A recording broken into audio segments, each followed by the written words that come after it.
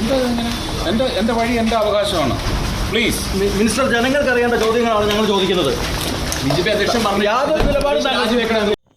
ഒരു Hema committee report അതിൻ്റെ ഒരു എന്താ പറയുന്നത് അതുമായിട്ട് ബന്ധപ്പെട്ട് വന്ന ചർച്ചകൾ അവസാനം മോഹൻലാൽ അടക്കമുള്ള ഭാരവാഹികൾ അമ്മയിൽ നിന്നും എന്താ പറയുക ഇറങ്ങി. അവരുടെ ഭാരവാഹിത്വത്തിൽ നിന്ന് രാജിവെച്ചു. അപ്പോൾ അതുമായിട്ട് ബന്ധപ്പെട്ട ചർച്ചകളായി. ഇപ്പം വേറൊന്നുമില്ല. അവർ രാജിവെച്ചതുമായിട്ട് ബന്ധപ്പെട്ട് ചർച്ചകൾ അങ്ങനെ കയറി വരുമ്പോൾ അതാ നമ്മുടെ സുരേഷ് ഗോപി കടന്നു വരുന്നു. സുരേഷ് ഗോപി കടന്നു വന്ന് വണ്ടിയിലേക്ക് കയറാൻ വരുന്നു. രംഗം 1 വണ്ടിയിലേക്ക് കയറാൻ തുടങ്ങുന്നതിന് മുന്നേ മാധ്യമപ്രവർത്തകരുടെ വക കുറച്ച് ചോദ്യങ്ങൾ.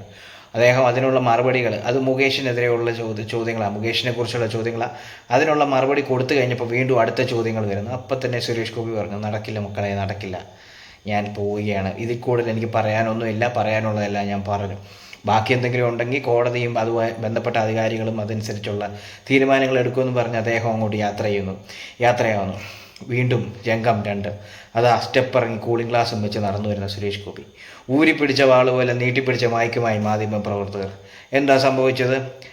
അദ്ദേഹം മൈക്ക് ആയി വന്നവരെ അങ്ങ് മാറ്റി നിർത്തിയിട്ട് അദ്ദേഹത്തിനെ പോകാൻ അനുവദിക്കണം പ്ലീസ് എന്ന് പറയുന്നുണ്ട്.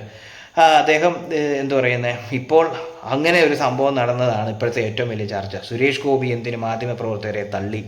ഇതാണ് ചർച്ച. പെട്ടെന്ന് വാർത്തകൾ മിന്നിമായെന്ന് കാണുമ്പോൾ തന്നെ നമുക്ക് അത്ഭുതമാണ് ഈ മാധ്യമപ്രവർത്തകരുടെ കാര്യം. ഇപ്പോൾ എന്താ പറയുന്നത്, ഇവിടെ ബോംബ് പൊട്ടി, അവിടുത്തെ ആ ബോംബ് പൊട്ടിയത് പുക അങ്ങ് കെട്ടടങ്ങി കഴിഞ്ഞപ്പോൾ അടുത്ത സ്ഥലത്ത് വീണ്ടും പൊട്ടുന്നതിൻ്റെ പുറകെ ഓടാൻ വേണ്ടിയിട്ട് കുറേ മാധ്യമപ്രവർത്തകർ. എന്തായാലും കൊള്ളാം മാധ്യമപ്രവർത്തകരെ. നിങ്ങൾ ഇപ്പോൾ നടക്കുന്ന ചർച്ചകൾ എന്ന് പറയുന്നത് സുരേഷ് ഗോപി ചെയ്തത് ശരിയോ തെറ്റോ എന്നുള്ളതാണ്.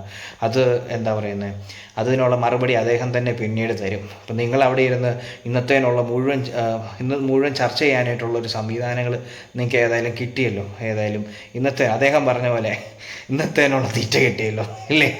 സന്തോഷമായി കാണുമല്ലോ. എന്തായാലും അടുത്ത വാർത്തകളും കാര്യങ്ങളും വീണ്ടും അടുത്ത എന്തെങ്കിലും ഒരു വലിയ തീ പിടിച്ച വാർത്തകൾ വരുമ്പോഴത്തേക്കും ഇതിൽ നിന്ന് അങ്ങോട്ട് ചാടും. അങ്ങനെ ചാടി ഓരോ മരം ചാടി പോകുന്ന മാധ്യമപ്രവർത്തകരെ നിങ്ങൾ എവിടെയെങ്കിലും ഒന്ന് ഉറച്ചു നിൽക്കാനായിട്ട് തീരുമാനിക്കൂ.